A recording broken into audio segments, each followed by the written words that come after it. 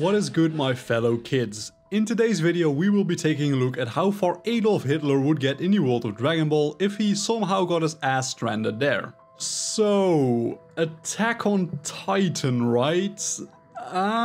Kinda have mixed feelings about this one. When it first started airing, I thought it was the literal coolest shit ever. It was so incredibly hype. The opening was straight up fire, like Gura no Yumiya was all over the place, and it deserved to be there because it was that good. The animation was crisp and the story was pretty damn good. But then we went to the later half of the franchise and it just gradually started losing the, I guess, mystery that made it so good in the first place. And then the ending just flat out sucked, but of course that's my opinion. There's bound to be plenty of people that actually enjoyed the ending. I thought it just straight up sucked donkey dick, but you know, not this video. But we're not here today to roast Attack on Titan anyway. Oh no. Today's video is about placing Eren Yeager against the Dragon Ball universe and watching him struggle, because man, he is going to struggle. So let's start off with a really short bit of a backstory on who Eren is and what his situation is all about.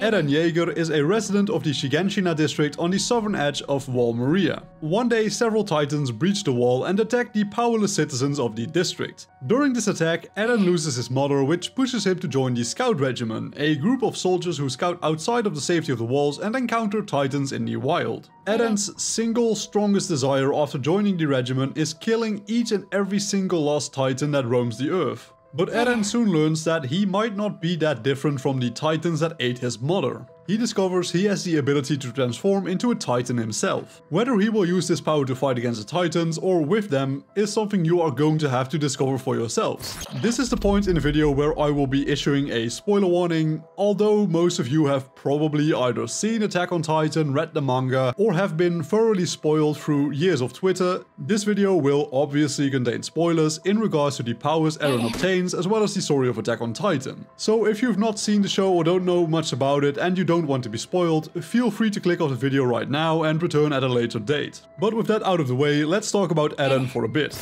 Just like with Shinji, who we did last time, human Eren is not going to put up anything even remotely close to a fight. I mean, he is trained in hand-to-hand combat and can use the ODM gear to maneuver easier than others might. So, you know, he will easily defeat most normal humans in Dragon Ball and might even stand a chance against guys like, say, Pamput or Ranfan maybe, but he will not be able to do anything noteworthy to the guys that, I mean, it's pretty bad to say it like this, but the guys that actually matter in this discussion. The true power of Eren lies in his ability to transform into a titan. Throughout the series, Eren has obtained the power of 3 titans in total. We will just cover them chronologically, so we are just going to start with the Attack Titan. The Attack Titan is pretty boring in terms of powers and design. Eren obviously gains a pretty big size advantage in most fights as he grows taller than, I'd say, multiple story buildings with ease whilst in his Titan form. Alongside this increase in size, Eren also gains very potent regenerative abilities. He can heal lost limbs in a matter of seconds. It is also worth noting that he can use this healing whilst in human form. It does actually work on regenerating his human limbs if he loses them. But you also need to keep in mind that he cannot do this indefinitely. He will eventually reach a point where he tires himself out to the point where his healing just slows down drastically to the point that it won't even properly regenerate limbs anymore. And whilst in his Titan form, his strength is also greatly enhanced to the point where he can behead another Titan and send their head flying across the district. If I had to take an educated guess, I'd say he could probably lift close to about 100 times his own weight with some effort, as seen with him carrying a massive boulder to plug the hole in Wall Maria. But what makes Eren a bit more special amongst the other Titan shifters is that Eren is uniquely good at contests of endurance. Compared to other Titan shifters, Eren can usually go on for longer even under considerable strain. And lastly, we have the ability Eren has that can harden parts of his body whilst in his Titan form. This can serve as a powerful defense by guarding his biggest weakness, this being his nape, as that is where his human body resides whilst he is in Titan form. But it can also serve as a strong offense where he hardens his fists or legs or elbows or knees and he actually fights with them. There is technically another ability which all Titan shifters share. They can access the memories of the Titan's previous hosts.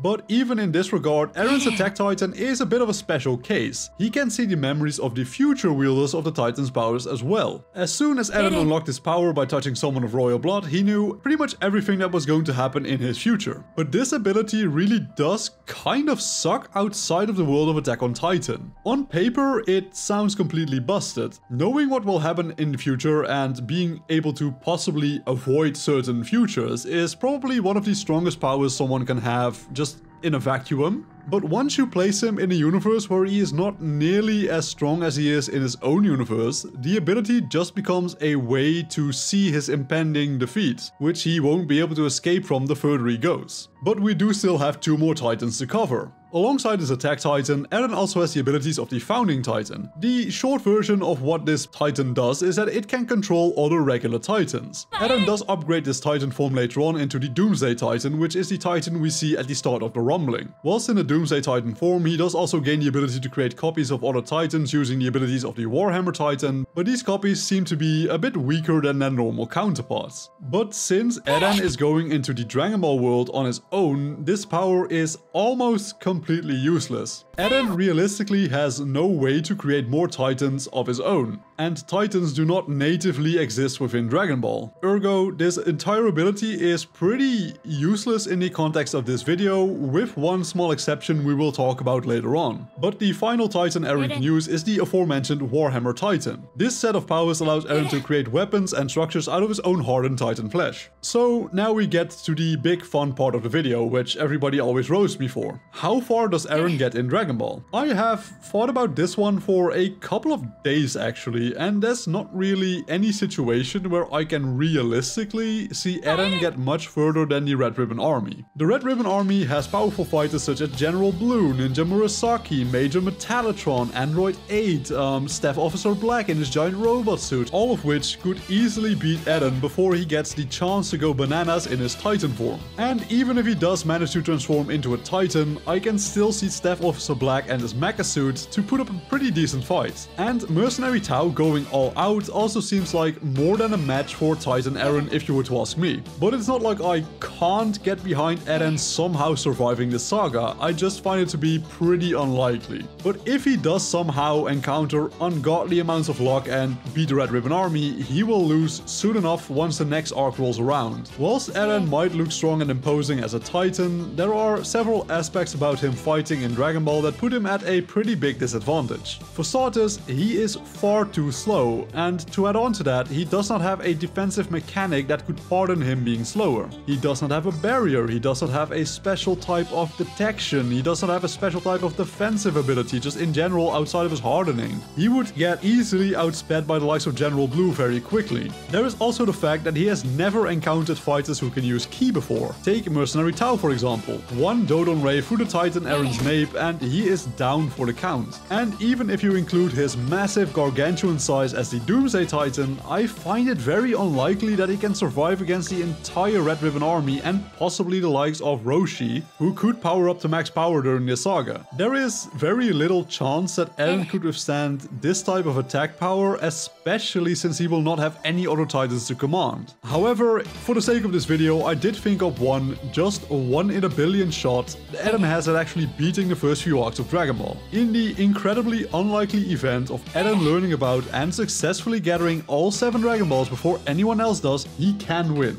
He could wish for everyone on Earth to transform into normal mindless Titans. This would allow for him to use the powers of the founding Titan to control his own army of Titans. But even this miracle scenario has 2 pretty major weaknesses. The first one being whether Shenron would actually be powerful enough to even pull this wish off. I think that's a pretty debatable topic because the exact powers and limits of Shenron in regards to granting wishes have always been a bit arbitrary and kind of linked to the plot, let's be honest there. And secondly, even if he does pull this off and Shenron manages to grant a wish, once the Saiyans or Frieza arrive eventually in one way or another, he loses instantly. He could not wish for the entire universe to become Titans because I do not believe that Shenron would be able to grant that wish. I don't think he's strong enough, especially in the beginning when he was still made by Kami. So the very moment an alien planet buster shows up, it's pretty pretty much over for Eren no matter which direction he goes. But this is just a 1 in a billion shot anyway. For the sake of this video, I'm going to drop Eren in the Red Ribbon Army saga, where I think he would not be able to beat all the foes he encounters. But what do you guys think about this topic? Do you think I underestimated Eren? Be sure to let me know your thoughts in the comments down below. But with all that being said, ladies and gentlemen, thank you all so much for watching today's video. As per usual, I really appreciate every single viewer that just decides to watch my videos whilst they could be doing more productive stuff. So yeah, it makes me very happy to know that even a small amount of people enjoy the content I produce. And if you would like to see more of my content in the future, please consider clicking the subscribe button and turning on all notifications for my channel. I would also really appreciate it if you would consider liking the video and leaving a comment with your thoughts down below. So yeah, work hard, study well, and eat and sleep plenty, and I will see you all again in the next video. Peace out.